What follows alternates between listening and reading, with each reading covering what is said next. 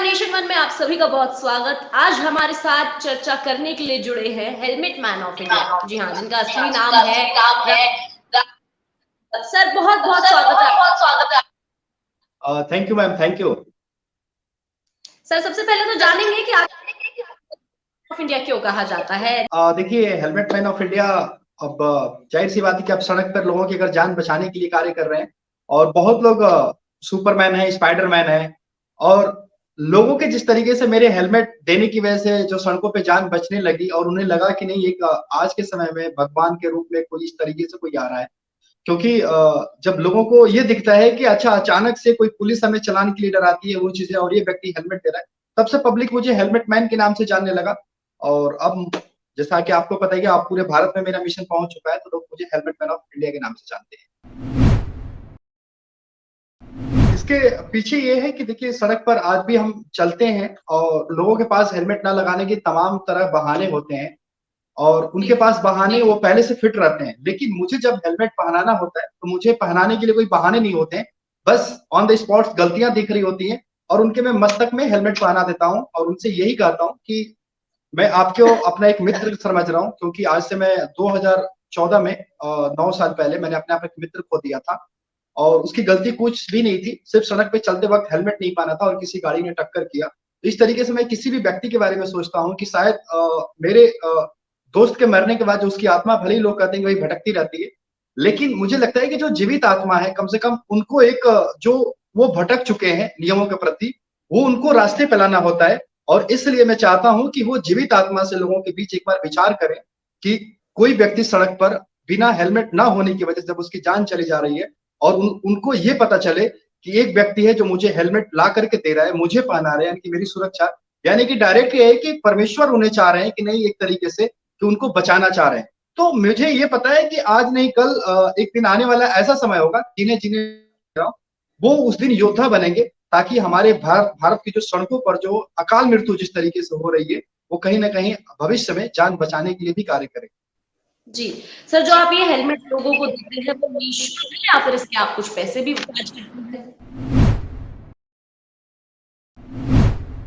देखिए, आप उत्तराखंड में वो चीजें हैं, मुझे बड़ा अच्छा लगा, और अभी लगातार 3-4 दिनों से वहां पे कैंप कर भी रहा था। और वहां पे अक्षय कोंडे जी ने वो चीजें हमें आमंत्रित किया था, और बार बार पिछले साल भी हमने किया था। तो लगभग हमने 500 वो चीजें हेलमेट पुलिस के साथ हम दे रहे थे, बांट रहे थे। तो लोग वही सोच रहे थे कि शायद आई थिंक पुलिस चलान करेगी। नहीं, पुलिस चलान नहीं, देवदूत बन करके खुद उनको मतलब हेलमेट पहनाना, लोगों के अंदर एक विचार बनाना। क्योंकि आज भारत की जो सड़कें हैं कि युद्ध का मैदान बन चुकी है। किसी युद्ध में 1.5 से 2 लाख लोग मरा करते थे, आज बिना किसी युद्ध के भारत की सड़कों पर जो लोग मर रहे हैं। तो हमें कहीं ना कहीं उन युवाओं को, युद्ध को एक उन्हें एक हिस्सा बनाना है, ताकि हर युवा एक स्मार्ट रोड यूजर बने। स्मार्ट रोड यूजर के तौर पर हर दिन जिस सड़क पर यातायात नियम तोड़ रहा है जल्दीबाजी, तो उन्हें समझा करके हेलमेट देना होता है, ताकि वो अपनी एक सोच को चेंज करे, और आने वाले समय में लोगों के प्रति जागरूकता रहे, और किसी से कोई चलान भी नहीं करना। और उसी तरीके से मैं सड़कों पर यमराज का संदेश लेकर के जाता हूँ, लोगों को देता हूँ।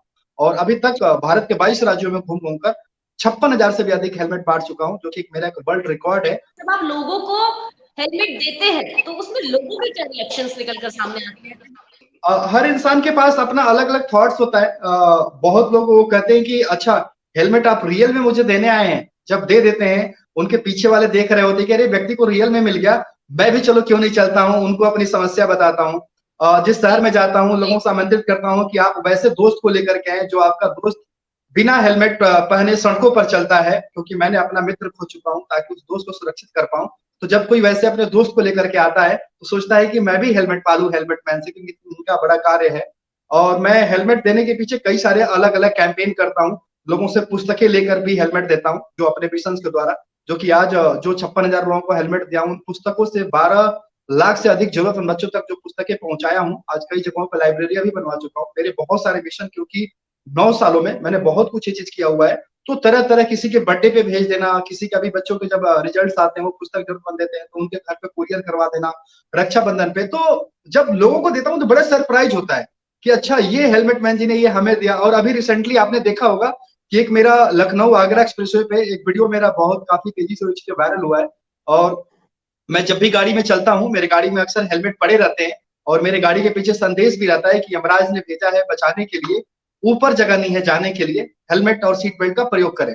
तो ये जो मैं आपसे भी मैं स्टूडियो में जो बात कर रहा हूँ, इस वक्त मैं हेलमेट लगा के ही बैठा हूँ।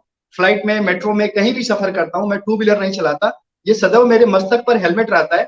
और उस दिन संजोग से जो वो वीडियो, वो चीजें जो कि एक्सप्रेसवे पर किसी भी व्यक्ति का अलाउ नहीं है कि वो टू व्हीलर लेकर के चले और बिना हेलमेट पहने, लेकिन वो संजोग था कि चीजें होना। और उस तरीके से जो व्यक्ति को हमने हेलमेट दिया, मैंने ट्विटर पे शेयर किया था और काफी सारे लोगों ने पसंद किया और बहुत वो चीजें वायरल भी हुए। तो इस तरीके से लोगों में जागरूकता वो चीजें बढ़ रही है कि चीजें कि भाई इस तरीके से भी हमारे भारत के लोग हैं।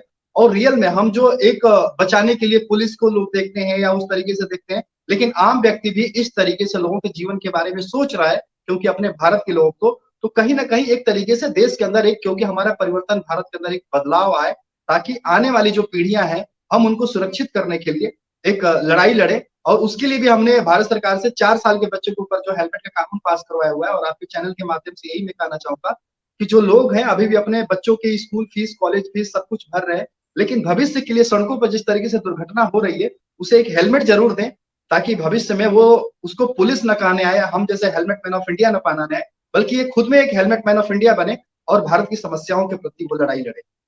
56,000 से ज्यादा आप हेलमेट जो है वो लोगों को दे चुकी हैं, और वो भी निःशुल्क दे चुके हैं। तो इसका जो कॉस्ट आपको पड़ता होगा वो तो होगा, तो आप उसे कैसे मैनेज? देखिए, ये बड़ा, ये आपका अच्छा क्वेश्चन भी है। और इस चीजों में, क्योंकि जब से मैंने मित्र खोया था और एक मेरी एक लड़ाई थी, और इस लड़ाई के पीछे अब किसी भी अगर हेलमेट अगर ठीक है देते हैं तो लोग सोचते हैं कि हाँ ले लें। अगर जब आप अपने पैसे से दे रहे होते हैं तो जाहिर सी बात है कि दुनिया तो बाद में कुछ कहेगी, आपके पीछे घर वाले ही सब कुछ कहते हैं कि भाई अपना पैसा लगा करके वो चीजें कर रहे हो। और ये मेरे लिए बड़ा चैलेंजेस है कि सड़क पे लोगों की जान बचाता हूँ, घर आने के बाद लोगों की डांट भी सुनता रहता हूँ, और इसके नतीजा ये रहे कि 56,000 आप हेलमेट का, मेरी स्टोरी बहुत सारी वो चीजें पड़ी हुई है। मैं ग्रेटर नोएडा में रहता हूँ, ग्रेटर नोएडा में अपना एक घर भी था, खरीदा था। वो भी हेलमेट बांटने के चक्कर में मैंने उसे भी बेच दिया। और बहुत सारे 2016 में मैं एक अच्छा एमएनसी कंपनी में जॉब किया करता था, 2016 में क्विट कर दिया, क्योंकि जो 56,000 हेलमेट दिया उसमें 30 लोगों की जान बचाया हुआ। और मुझे ये लगता है कि लोग अपनी कामयाबी को उससे तौलते हैं कि शायद किसी बड़े पोजीशन पे जाना, कुछ बड़ा वो चीजें करना। और मुझे लगता है कि मेरी कामयाबी यही है कि लोगों की जान बचाना। अगर आज मैं 30 लोगों के बचाने में सफल हुआ, तो भले ही मेरा घर बिक गया हो, मेरी संपत्तियां सारी, हर चीजें, बहुत कुछ हमने लॉस हो, मतलब यही है कि दूसरों की बचाने में, लड़ाई में मैंने खुद को, अपने आप को समर्पित किया हुआ है एक तरीके से। तो ये चीज है कि आज यहाँ तक त्याग लेकर के मैं अपना पहुंचा, और सब कुछ खोने के बावजूद भी मुझे लगता है कि 30 लोगों के जीवन बचाने के लिए मेरे लिए बहुत बड़ी अचीवमेंट है। और अब तक अपने खर्चे से बांटा हूँ। लेकिन आपके जो देवभूमि, आज भी जब भी मैं 2 बार गया हूँ उत्तराखंड कार्य करने, किसी राज्य ने कोई हेलमेट्स की मदद नहीं की। लेकिन वहां पर मैं ट्रैफिक पुलिस का धन्यवाद दूंगा कि जब भी गया हूँ, उन्होंने मुझसे नहीं हेलमेट कहा, उन्होंने खुद अपने से हेलमेट दिया। क्योंकि उन्होंने कहा कि ये लीजिए बांटिए, क्योंकि उत्तराखंड की देवभूमि ऐसी है कि पूरे भारत से लोगों की सड़क हादसों में मौत से अस्थियां बहाने के लिए जाई जाती है, लोग लेकर के जाते हैं शायद। तो एक ये संदेश था कि कम से कम वो अस्थियां बहाना रुक जाए। और इस तरीके से अगर देवभूमि की तरह, अगर उत्तराखंड की तरह अगर दूसरा राज्य भी इस तरीके से पहल करेगा, तो मुझे लगता है कि जो हमारा मौत के आंकड़ों में जो भारत नंबर 1 बना हुआ है, वो कहीं ना कहीं बिल्कुल वो नीचे के रैंक पे आएगा, धीरे धीरे घटते हुए क्रम में। और इस क्रम में जो आपके न्यूज के माध्यम से लोगों तक यही हो कि कम से कम अपने ट्रैफिक पुलिस को लेकर के अपने शहर के लिए कुछ तो लोग स्टैंड ले, ताकि इस तरीके से हम किसी को भी सड़कों पर बिना हेलमेट न चलने दें और यातायात नियमों को मजबूती से पालन करवाएं। सरकार से किसी तरह के समर्थन की आपको उम्मीद है इस मुहिम में? देखिए, सरकार बहुत अच्छा, जैसे 4 साल के बच्चों के ऊपर हेलमेट का कानून था, उन्होंने वो चीजें किया, और बड़े नए नए अच्छे रूल्स। सरकार तो जो भी सड़क है बहुत अच्छा बना रही है, आज विश्व की ऊंचाई तक हम वहां पहुंच गए। लेकिन आज तक सड़कों पर चलने वाले लोगों की सोच नहीं चेंज हो पा रही है, और उसी चीज के लिए हम लड़ रहे हैं। लेकिन हम जैसे एक योद्धा, अगर सरकार अगर चाहे तो अगर सपोर्ट्स करे, कि जो मुझे इस कार्य के लिए अपना घर बेचना पड़ा है, संपत्तियां सब कुछ हर चीजें करनी पड़ी। और भारत सरकार द्वारा कई बार मुझे प्रशंसा भी उन्होंने, उनके तरफ से मिलता रहता है ट्वीट के माध्यम से। लेकिन बड़े बड़े आज इंडिया के बाहर भी लोग, अलग वो जर्नलिस्ट है इंटरनेशनल, वो भी हमसे जुड़े हुए हैं। वो ये कहते हैं कि आपके बारे में हम लोग जो खबरें पढ़ते हैं और देखते हैं कि परिवहन मंत्री ट्वीट करते हैं लेकिन मदद नहीं करते हैं, ये बड़ा हमें अच्छा नहीं लगता है। क्योंकि आप जैसे युवाओं को, क्योंकि अभी यूनाइटेड नेशन भी हमें आमंत्रित करने वाला है, क्योंकि वो भी देखते रहते हैं कि नहीं, एक उन्होंने 2030 तक का लक्ष्य रखा हुआ है, पूरी दुनिया से हमें 50% सड़क हादसे कम करने हैं। और उनको ये दिखा कि जो पर कैपिटल इनकम वाले जो देश है, वहां सबसे ज्यादा सड़क हादसे, उसमें इंडिया नंबर 1 आता है। उनको ये दिखा कि ये व्यक्ति हेलमेट मैन ऑफ इंडिया बड़ा अच्छा कार्य कर रहा है, तो क्यों नहीं ग्लोबल लीडर के रूप में वो चीजें इन्हें आमंत्रित करें। तो कहने का मतलब पूरी दुनिया हमें देख रही है, वो चीजें कार्य कर रही है, और हम जैसे युवा ना जाने कितने चाहते हैं कि इस तरह से एक बदलाव लेकर के आए, क्योंकि परिवर्तन भारत में जरूरत है इस तरीके से बदलने के लिए। तो सरकार को ये चाहिए कि जिस तरीके से योद्धा अगर ये लड़ रहे हैं, तो भाई इनको कम से कम इतने सारे फंड्स हैं, ग्लोबल लेवल पे मिल रहे हैं, सब कुछ मिल रहे हैं, कम से कम हम जैसे लोगों पर भी ऐसे ध्यान दें, क्योंकि मैं खुद चाहता हूँ कि 4 साल के बच्चों के ऊपर हेलमेट का कानून पास हुआ, तो भारत के हर स्कूल कॉलेज में हेलमेट बैंक खुले, जैसे झोला बैग सब कुछ दिया जा रहा है, हेलमेट बचपन से ही आदत दी जाए, ताकि भविष्य में वो बच्चे आगे लड़ाई लड़े, क्योंकि ये आज इतने मौत के आंकड़े 20 साल पहले अगर हमारे सिलेबस में सड़क सुरक्षा में अगर ये चीजें दी गई होती, तो शायद सड़कों पर इतनी मौत नहीं होती। तो यही मेरा है कि जो हम लोग का सुझाव है, यूथ के अगर एक सपोर्ट मिलेगा, तो शायद आज ये जो मेरा हौसला है, जो 56,000 हेलमेट बांट करके मैंने अभी 30 लोगों की जान बचाई हुई है, अगर सरकार भी मदद करे, तो शायद ये जो ये आंकड़े जो है और ज्यादा लोगों को जान बचाने में सफलता मिलेगी, और इस तरीके से सड़क हादसों पर भी कमी आएगी। जी, चलिए बहुत शुक्रिया सर हमारे साथ जुड़ने के लिए। नेशन वन के साथ जुड़ने का आपका बहुत बहुत शुक्रिया। आपका काम जी, थैंक यू वाकई सो काबिल तारीफ है। Much. Thank you, thank you.